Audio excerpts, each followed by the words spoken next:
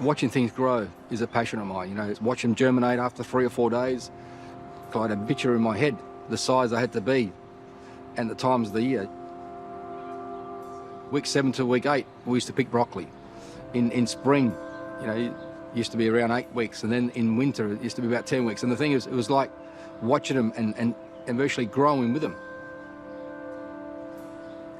I'm Tony Galati. I'm based in WA, Western Australia, Perth, best place in Australia. Well, we grow a lot of vegetables. We produce for the local market, we produce for the export market. Between one farm to the other farm, it's probably about 3,500 kilometres. So it's quite a big spread. We've got our own meat facility. We make our own sausages and mince, break up beef every morning. So it's pretty diverse. I've been working with potatoes most of my life. I like my potatoes roasted. I'll eat the potatoes before I eat the meat. These are Nardine, these are white flesh. Growing them in the sand, they got a pretty good taste, I like them. And then over here, we've got a potato that we've been growing over the last couple of years. It's called Soprano. It's got a yellow flesh, nice tasting potato, good for roasting. But over here, I've got my favourites. I've got Royal Blues.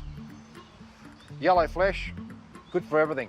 For mashing, for baking, for roasting. What I do sometimes, I peel them, cut them all up, olive oil, salt, pepper, some flavours, put them in the air fryer. 20 minutes later, come back, and you've got beautiful roast potatoes. I mix a bit of onion in there, a bit of carrot, perfect roast veggie. I was probably about 24, 25 years old. I kind of pulled the other two brothers together. It was me, my brother Vince, and my younger brother Sam. Us three that were working. My father used to help us as well. Growing was what we all knew how to do. And we started leasing a few market gardens, 5 acres here and 3 acres there and 4 acres there, and just started working and producing product. We virtually got up every day, worked 18 hours, 16 hours, 17 hours, had enough energy to go back home and have a sleep and then do it again next day. There was never a plan. We were expanding in every direction. We were buying more farms, expanding the retail arm. Then we got ourselves into meat, we got ourselves into egg production, then we got ourselves into mango production, grape production, and it was just virtually all just happened. These will be in the next week. My younger brother, about 20 years ago, he decided to pull out, so just Vince and myself kept on going. As I was a kid, I used to pull them out with a pitchfork, help my dad after school. We used to pick 6 bags, which that was equivalent to about 300 kilos. All the Italians all used to socialise, but they never mixed with other people.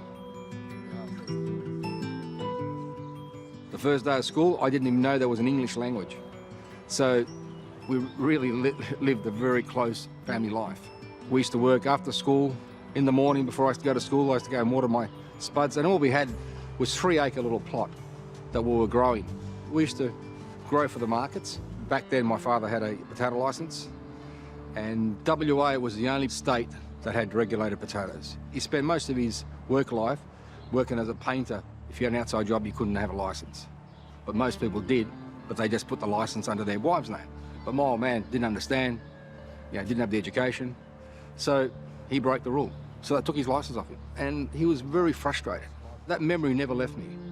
When we became of age and we started growing spuds ourselves, and we started buying licences, and we started expanding very quickly in the potato industry, and the guys were watching us because we're doing a pretty good job, and we're moving and taking market share.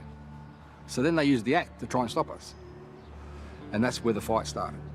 They have the powers to search premises, confiscate growing equipment and clamp down hard on anyone with more plants than they're allowed. It's not the drug squad we're talking about, but the potato regulators, charged with making sure WA produces the right amount of potatoes at the right price. There's something like about 700 vegetable growers, but only about 200 growers are actually growing potatoes.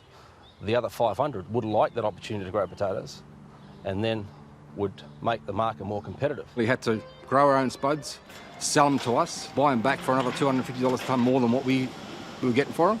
We could not understand how that worked. I am campaigning for change. I will probably lose because they will have more money to throw at their fancy solicitors than I have. So I will face the consequences. 20 years I fought those bastards, 20 years.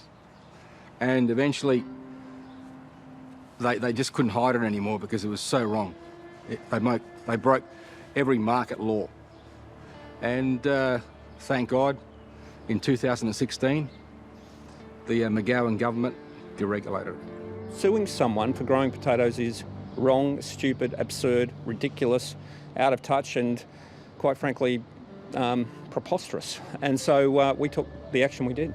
It was satisfying. It was something that I really believed in. It was a principle. A lot of farmers, because they're not retailers, don't want to sell their product.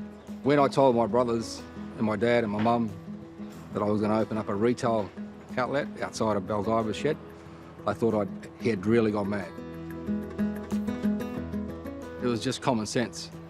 People want affordable food. Then one shop went to another and another, and now we've got 17 outlets through WA. We had kids, all the kids started coming into the business, and they gave us a big help. You know, I look at now, my kids, what they do. You know, my oldest son, he's the CEO of the group, and I've got Sebastian, who's in there. See all my kids working in the business. I see how busy they are, and sometimes, you know, you try and connect, and you think, well, hang on, I've seen this before. They're busy and they haven't got time, and I understand, because I lived it, I've been there. I feel like now, the time that I lost when they were growing up, I'm kind of getting it back now. It's a journey that we're all going through. It is so important to teach the next generation what we expect of them, what has to be done. Who likes picking broccoli? Things are a lot different now. Yeah, I don't really want my kids to do the sacrifices and the hard work, but it's exactly like nurturing a garden. You virtually got to be there every day, monitor it and watching it, and having your finger on the pulse.